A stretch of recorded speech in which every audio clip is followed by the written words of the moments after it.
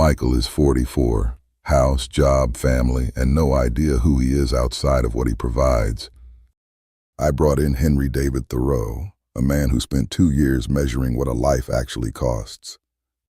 By the end, Thoreau will show him the cost isn't money, it's living. I get up, I go to work, I come home, I pay for things, then I do it again. I don't know when I stopped being a person and started being a function. And what is the function, as you call it? Provider. I'm the guy who pays for everything. My wife, my kids, the mortgage, they all know what I'm for. Some days I think they'd barely notice if I were replaced by a direct deposit.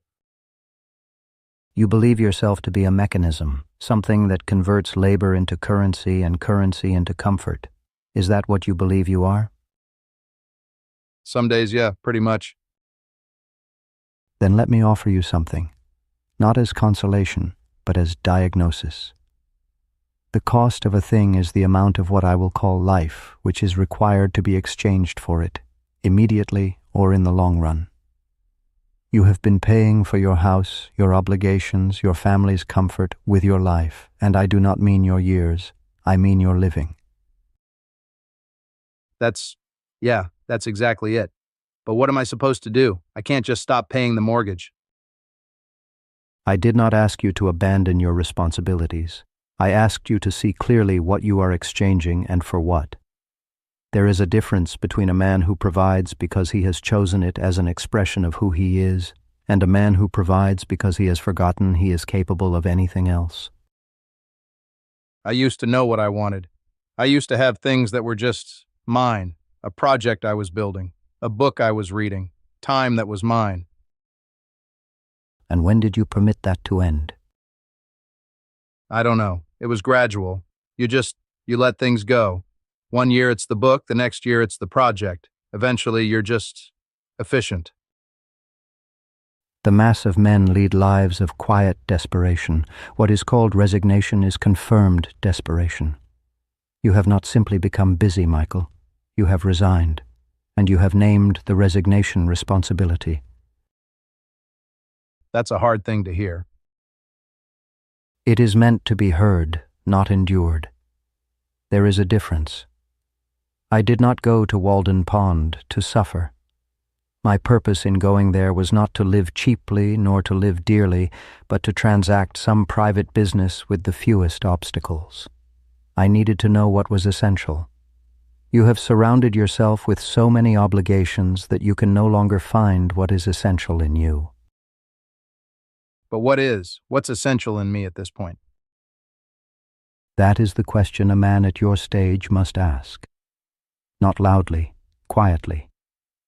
And it cannot be answered by your bank account, your children's comfort, or what your neighbors think of you.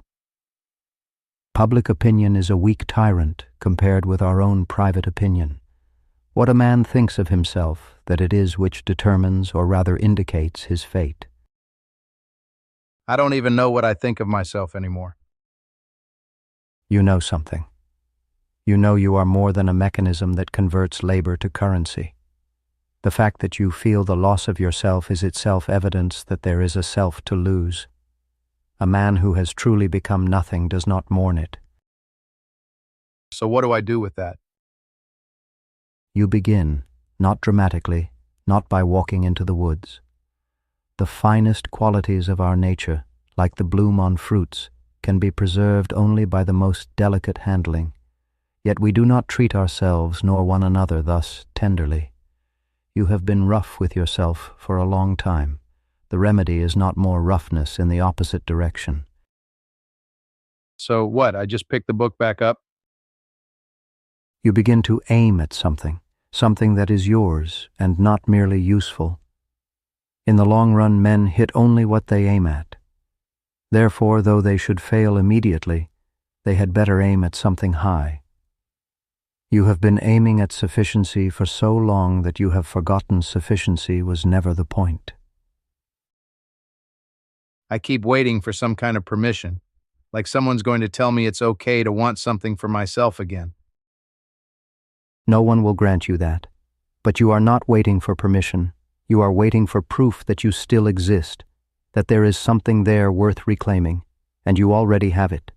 The longing itself is the proof. That's the first thing anyone said to me in years that made me feel like a person again. Then begin there, not where the world needs you to begin. There. The lesson here wasn't that Michael needs to work less or want more. It was that the life he's been building was never the problem. The man who was supposed to be living it, that's who went missing. Hold on to what Thoreau said. The cost of a thing is the amount of what I will call life which is required to be exchanged for it, immediately or in the long run. This channel exists for the men who recognize themselves somewhere in this conversation.